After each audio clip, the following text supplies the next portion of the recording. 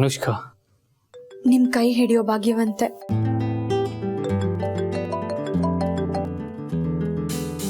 Hello.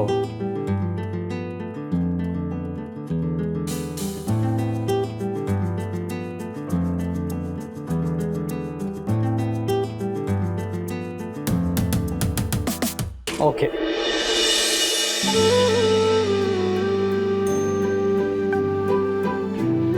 ಸರಿ ಪಾರ್ವತಿ, ನೀನು ಹೋಗಿ ಮದುವೆಗೆ ರೆಡಿ ಆಗ.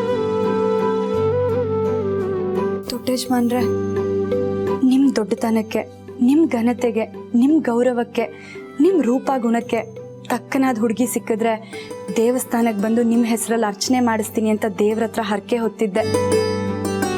ಇವತ್ತ ಕಾಲ ಕೂಡ್ ಬಂದಿದೆ.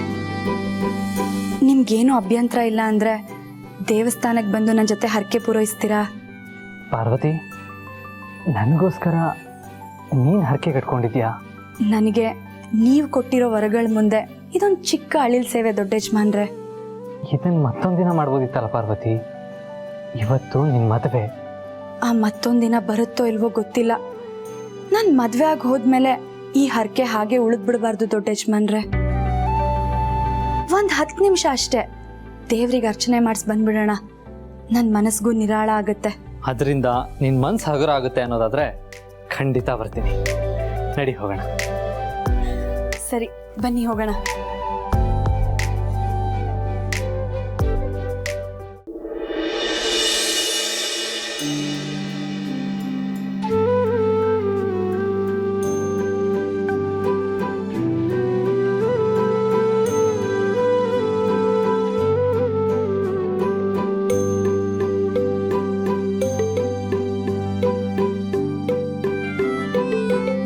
ಇಷ್ಟು ದಿನ ಈ ಒಡವೆಗಳೆಲ್ಲ ಯಾರ ಕೊರಳಿಗೂ ಏರದೆ ಬಣ್ಣಗೆಟ್ಟಿದ್ದು. ಇವೆಲ್ಲ ನನ್ನ ಹಿರಿ ಸೊಸೆಗೆ ಸೇರ್ಬೇಕಾದಂತಹ ಒಡವೆಗಳು. ಇವು ಬರೀ ಆಭರಣಗಳಲ್ಲ, ಇವು ಕಂಟಿರೋ ಅದೆಷ್ಟೋ ಕನಸುಗಳಿವೆ, ಎಷ್ಟೆಷ್ಟೋ ಆಸೆಗಳು ಇವೆ. ನನ್ನ ಹಿರಿ ಸೊಸೆ ಈ ಒಡವೆಗಳನ್ನೆಲ್ಲ ಹಾಕೊಂಡು ಹಿರಿ ಹಿರಿ ಹಿಗ್ಗಬೇಕು. ಈ ಒಡವೆಗಳ ಹೊಳಪಲ್ಲಿ ಅವಳ ಪ್ರತಿಬಿಂಬ ಗಂಧದ ಲೇಪನದ ಹಾಗೆ ಕಾಣಬೇಕು ಅನ್ನೋ ನನ್ನ ಆಸೆ ಇಷ್ಟು ದಿನ ಈಡೇರಿರ್ಲಿಲ್ಲ. ಈಗ ಅದನ್ನ ಈಡೇರಿಸೋದಕ್ಕೆ ನೀನ್ ಬಂದಿದೀಯ. ಈ ಎಲ್ಲ ಆಭರಣಗಳ ಒಡತಿಯಾಗಿ, ನನ್ನ ಮನೆಯ ಹಿರಿ ಸೊಸೆಯಾಗಿ ಈ ಆಭರಣಗಳಿಗೆಲ್ಲ ಸೌಂದರ್ಯವನ್ನ ತುಂಬೋದಕ್ಕೆ ನೀನ್ ಬಂದಿದೀಯ. ತಲೆಮಾರುಗಳನ್ನ ನೋಡಿ ಬಂದಿರುವಂತಹ ಆಭರಣಗಳು ಇವೆಲ್ಲ.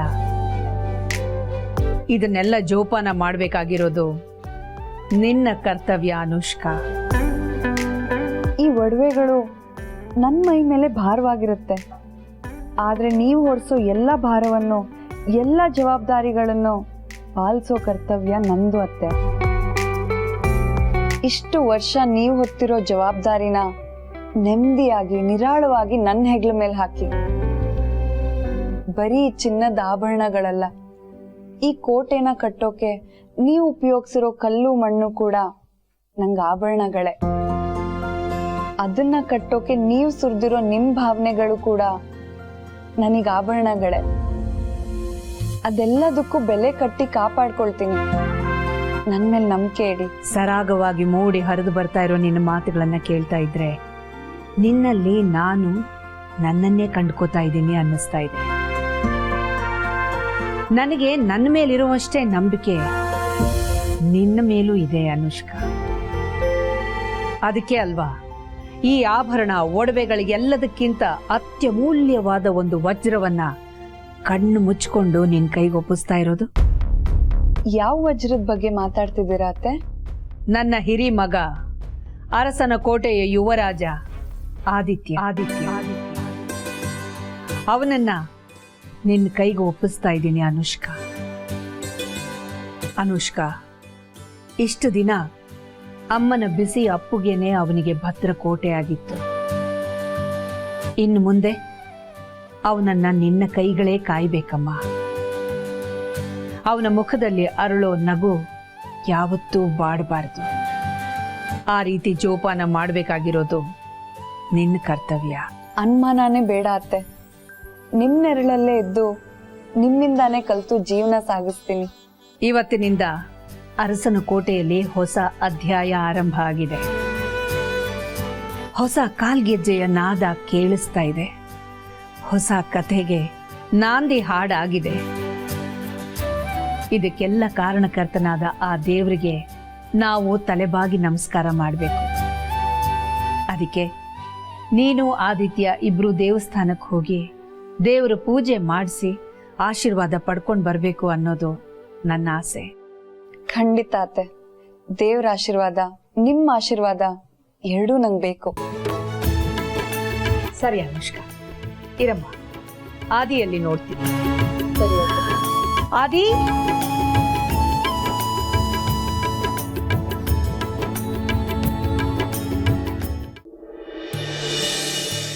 ಅಜ್ಜಿ ಚೆನ್ನಾಗಿದ್ಯಾ? ಓ ಚಿಟ್ಟೆ, ಏನ್ ಈ ಕಡೆ ಹಾರ್ಕೊಂಡ್ ಬಂದ್ಬಿಟ್ಟಿದೀಯಾ? ಈ ಅಜ್ಜನ್ ನೋಡಕ ಅಲ್ಲ ದೇವ್ರನ್ನ ಬೇಡ್ಕೊಳಕ? ಎರಡು ಅನ್ಕೋ. ಪ್ರತಿ ವಾರ ಬಂದಾಗ ದೇವ್ರ ಪೂಜೆಗೆ ಏನೇನ್ ಕೊಡ್ತಿದ್ಯೋ ಅದೆಲ್ಲ ಬೇಗ ಕೊಡು, ಸ್ವಲ್ಪ ಅರ್ಜೆಂಟು. ವಾ, ಏನೋ ಅಷ್ಟೊಂದು ಅರ್ಜೆಂಟು. ಯಾವಾಗ್ಲೂ ಕುದುರೆ ಮೇಲೆ ಬರ್ತೀಯ, ಮಾತಿಗಿಲ್ಲ ಕತೆಗಿಲ್ಲ. ಇವತ್ತು ಒಂದಿನ ನನಗೆ ಕ್ಷಮಿಸ್ಬಿಡು ಅಜ್ಜಿ. ಮುಂದಿನ ವಾರ ನಿಂಗೆ ಎಷ್ಟೊತ್ತು ಬೇಕೋ ಅಷ್ಟೊತ್ತವರೆಗೂ ಹರಟೆ ಹೊಡ್ಕೊಂಡು ಕೂತ್ಕೋತೀನಿ. ಸ್ವಲ್ಪ ಬೇಗ ಕೊಡು. ಏರೇ ತಾಯಿ, ಕೊಟ್ಟೆ.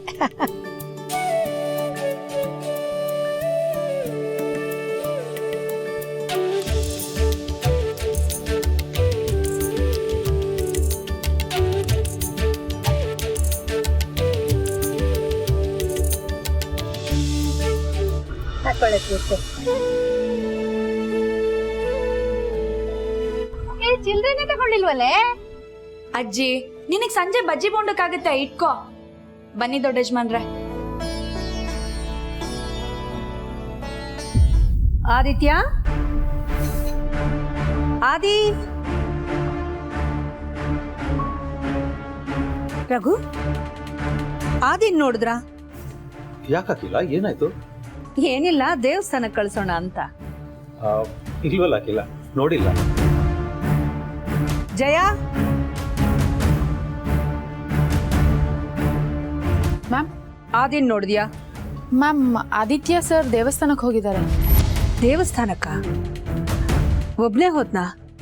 ಇಲ್ಲ ಮ್ಯಾಮ್, ಪಾರ್ವತಿ ಜೊತೆ ಹೋಗಿದ್ದಾರೆ.